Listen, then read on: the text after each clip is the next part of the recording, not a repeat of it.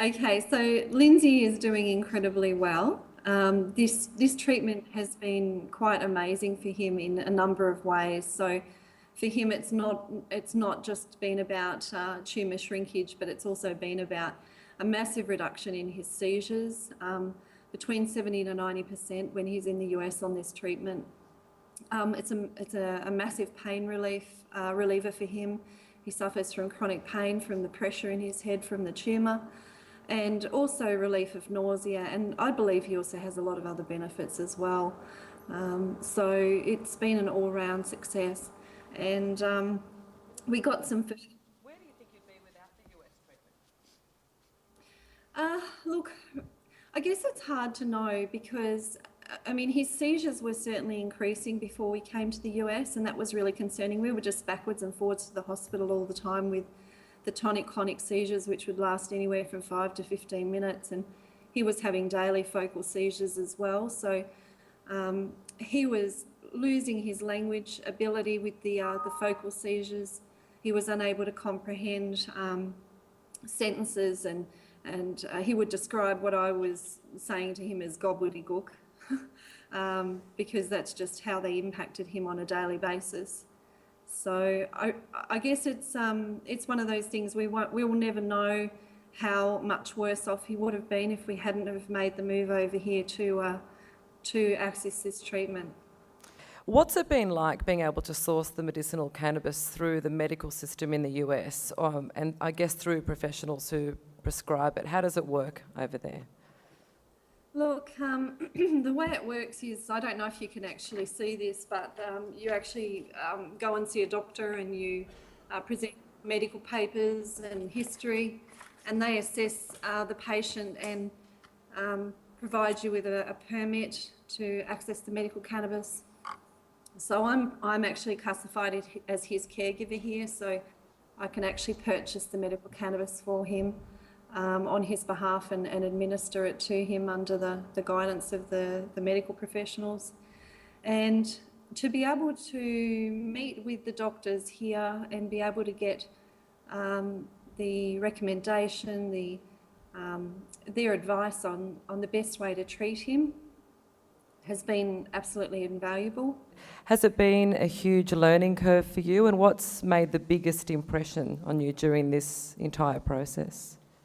Oh, absolutely. The biggest learning curve is, just trying to get your head around a different medical system and just trying to understand how it all works. Stepping into a dispensary for the first time and seeing the names of the strains of the plants, and had one of the doctors up in Canada mention one called roadkill to me. That was sounded like a run over possum. So you stayed away from that one? I've never been able to find it actually, so I'm sure it's around. But no, just actually having that support has been incredible. So that's probably the best thing. And I guess we've had a lot of logistical issues to deal with here too. We started off in Texas, and when they thought his tumour was growing, they recommended we move up to Washington. And that's when he started on the medical cannabis treatment. So logistically and from a caregiver perspective, it's been very hard, very challenging to be 24/7 on your own in a different country with a chronically ill child, and having the fear, I guess, of a medical system that if he did need to go in to have emergency medical care, that I probably lost a lot of sleep over the potential expense if that ever was to occur. And apart from dealing with all those logistical or potential logistical nightmares that you're facing, being within that different medical system, does it concern you coming back to Australia and not having the same access to medication? And what does that mean to you?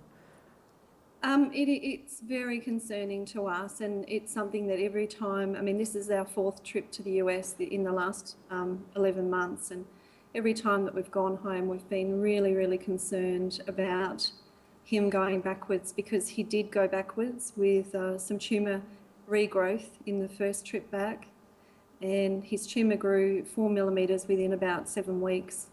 And so it does scare us a lot, and he always goes backwards. I mean, the last 2 tonic-clonic seizures he had, he was actually back in Australia and off the cannabis oil, and that was on the 17th of June, I think.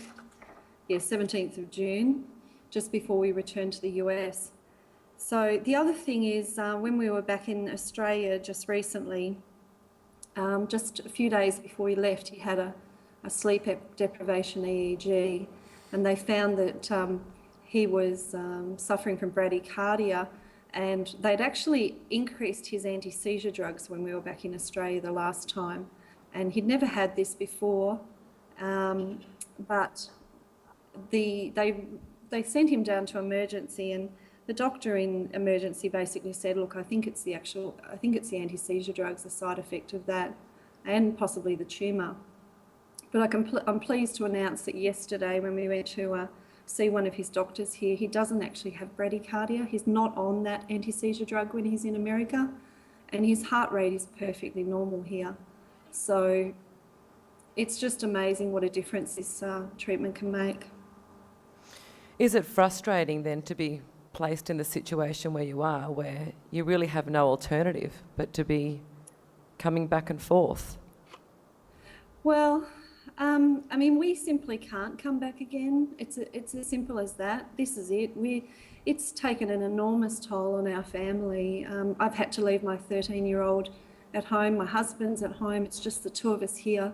Lindsay's missing a family, friends, support network. So a huge personal cost to you.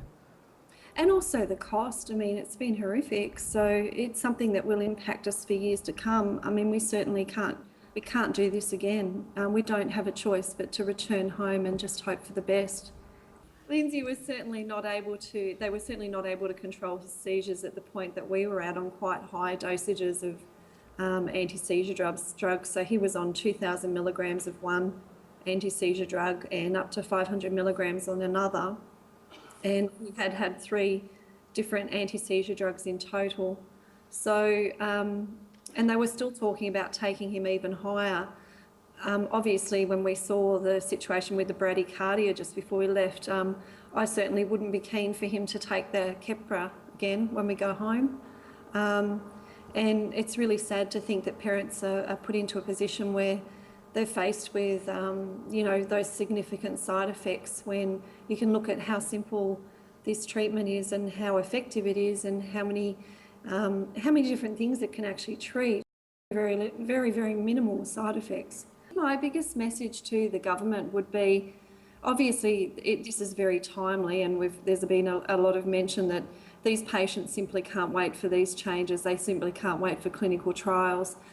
I think that from what I've seen of the conference so far, or symposium so far, there's more than enough evidence there for the politicians and the medical professionals in Australia to know that this is a safe and effective treatment for our children for these conditions. And not only that for these conditions, but in my son's case, for example, let's say, for example, if he didn't have epilepsy and he just had a brain tumour, but he wasn't having chemo because that wasn't deemed appropriate, which is most likely for his type of tumour, then he may be in a situation where our government could decide that he wouldn't be able to get the medical cannabis treatment. Now, there are people suffering with cancer that may not be terminally ill, or just suffering with chronic illness as well as terminal illness, that desperately need this treatment for management of pain, for management of many other conditions. And I think it's time that the government took off their blinkers, stopped dragging the chain, and recognise this, and recognise that there's more than a handful of people, and there's more than a handful of children that need this treatment. And it's not just about the epilepsy either, it's about all of those other conditions as well. So that would be my message. Thanks, Lanai. Thank you very, very much.